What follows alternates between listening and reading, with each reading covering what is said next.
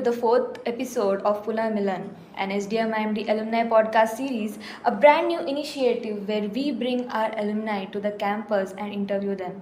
So today we'll have really inspiring conversations, and we have our alumni, Miss Amrita Choudhury, a marketing communications leader with over 17 years of experience across the global organizations like IBM, A.N.S, and CGI, where she's currently heads brand and digital business for Asia Pacific region. Welcome, ma'am. Welcome. She is someone who has built teams, shaped brands, and driven business transformation through storytelling, strategy, and empathy, all rooted in the strong foundation she built here at SDMIMD. We are really happy to have you back at campus. Thank you so much. So am I. Thank you. So we are thrilled to have you today. Let me know how was your journey and what was that one memory you got when you came inside the campus today. Really? Okay. Journey over the last 17 years. Okay. Yeah, it was filled with challenges, and what is learning without challenges? So, yeah, I mean, I have worked for 4 organizations now, including CGI. I have parted ways with CGI very recently. Okay. So now I'm looking for a better role. Alright. Okay. Okay. So no, the 17 years I have been fortunate to have a very co-marketing role where I have explored like different areas of marketing over my journey, and sort of explored what are the different niches that are there within marketing. Marketing itself is like a mothership, right? Now, in that there are so many nuances within, and the discipline, micro disciplines that are there in marketing. I sort of had the privilege, I would say, to explore each of those, most of those disciplines, and have a lot of perspective for that matter. So currently, like they say today, aura farming. Now I'm into perspective farming right now.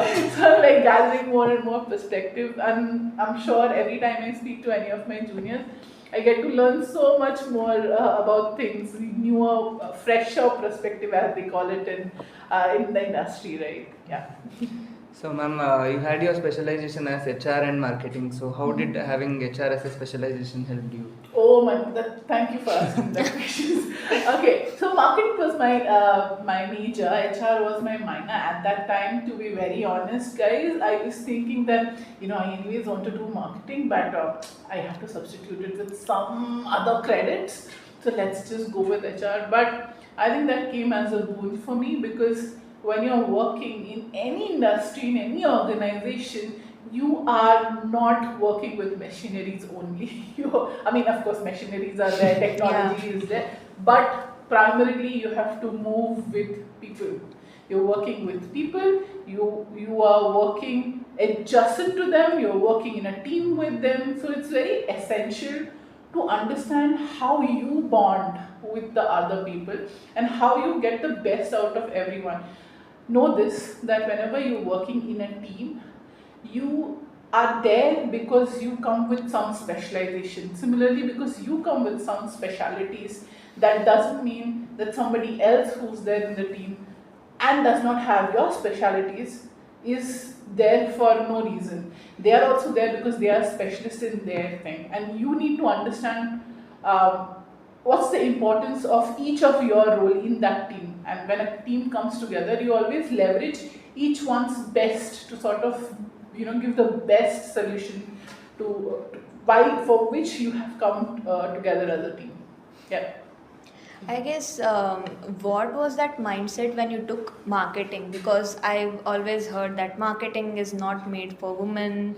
I guess women will not be able to take up that role. It's made for a man. So how did you get Isn't out? that for everything? Every role is made for men, right? Breaking all that now. Yeah. No, so, yeah, we keep saying that we are breaking the glass ceiling for everything, but I'm going to be biased here because I am a woman, so I'm going to talk about women.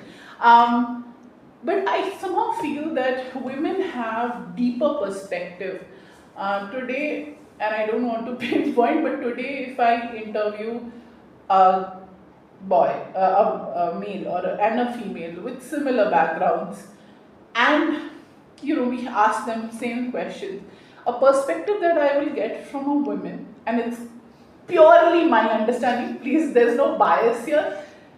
I know she will come back with a deeper 360-degree perspective than a man. A guy might have a more, what do you say, a bookish knowledge of it, but the lady will probably sort of have assessed all the other points. I would say that if it's a layered chess game, a woman will win there. So I would think that is the reason why The inclusion marketing, mindset. yeah, the inclusive mindset. And I don't know, I think women are born that way. We are the hidden leaders who are now currently coming to the table, right? So I think it works.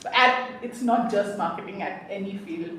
It works best when you own it. It has everything to do with, do you own your stuff, right? What Surabhi was saying, that you own your shit, right? So yeah, if you own something, there's nothing to stop you, women or men, just own it up. And thing you said that don't stop making mistakes. So you keep learning from mistakes more than any textbook knowledge or whatever Yeah. it is. So what are the situation you have faced, and why did you come up with this? Don't think well. Yeah, so one, I can quote one because it is not very long back. Of course, when I joined IBM, I was like about 3 years into my career journey, and I was coming from an educational based organization to a proper IT company, like a global IT company. Like, it was a whale in front of me, and just to even understand how such a huge organization sort of work, that is also a learning as to what are the different teams that are working with you, what are their specialty, why are they there, how do you work with agency. Every nitty gritty of role is a learning, and mistakes, because it's a bigger organization, so bigger game to play, bigger fishes to fry. So you are learning, or when I say learning, you're making mistakes, and then hence you're learning. And the mistakes that you make will give you a better learning than the bookish learning that you have. Okay, after this point I should be doing that. Once you have made a mistake, you know that you should not be doing this and you should be doing something else. So yeah, learning's actually, for me, I think it has worked best when I have learned on the job. Speaking about learning, like when we study here in the campus, we study the theories, we study everything. But as soon as you enter in the corporate world, what was the big shock to you? Like, It is a whole different ball game actually. Once, and I don't know if some of your teammates, classmates, I think would have come with come with a work background, so they might understand a little bit more how hierarchies flow in an organization. That is like the basic thing of understand. Then you come to your own team, how each member of the team function, why it is important for leader of that particular team to not hire me too's. So I don't want to name it, but usually boomers and Xers would hire me too's, like more like me in the team. That really does not work. In today's world, even more, it does not work. I need skills in my team which I don't have. Only then the team will be whole, right? Right. So from the theories, the practicalities was very different. In theory, we are learning this is how an ideal organization should work, a business should work towards. But a business will have a goof up every day. Every day in an organization is different. Every day you have emergencies. Every day you are blowing out fire. So until you are in the frying pan, you will not know how it is to sit on fire. That's the easiest. And you have also worked as social media manager. So in the current scenario where the attention span of everybody is decreasing, the type of content you want to give them, so it might be I very tested challenging. on myself first. So how did you tackle that one? Yeah, so attention span, my attention span is as small as any other person's. I think what everyone is looking for is appeal. Even on Instagram, when we are scrolling, when we are doom scrolling, another hashtag word for you, doom scrolling, where do we stop? When that content is making sense to me as an individual, right? Same is the case for a B2B situation as well. Even in a B2B, you are selling to a particular human being. You're not selling to the company per se, right? So, is that content making sense to your client, to your target audience? If it is, they will stop. Yeah. They will take notice. They will sort of try to engage with it. That's the only key. I mean, I don't know how else to substantiate it, but the content there has to be solid to make connect with the audience and the respective audiences. Of course, performance marketing is there. Then you push budgets behind it. You send it to that particular TG. Like for example, you are my TG for one of my product. Now I will make sure that my ad or my content will go to you, but it is up to you if you will stop at my content or not, and that time the content itself, is it solid or not, will have a heavy role to play. Yeah, so as you told about social media, so social media is everything these days, like digital marketing, maybe social media, all the brands are maybe using that approach more to make a presence in the market. So, what do you think the next 5 years with the help of AI, social media, digital marketing, do you think there'll be any other changes, or do you think the brands will try to approach something else, or do you think the growth will be there in the social media and digital marketing, or anything like that? See, for everything, the basis of a business remains the same. These, I could call this as a wave, right? Like social media came as a big wave with Twitter, now X, to India. Then Twitter became a place where people go to consume random news. Now it has become fake news on Twitter. But again, Twitter, I mean, X is still used for news. Similarly, as I said, I think I was also talking about this, each of your social medias, the channels, have its own personality. Now, because everyone is doing it, so the other companies are like, we should also be present.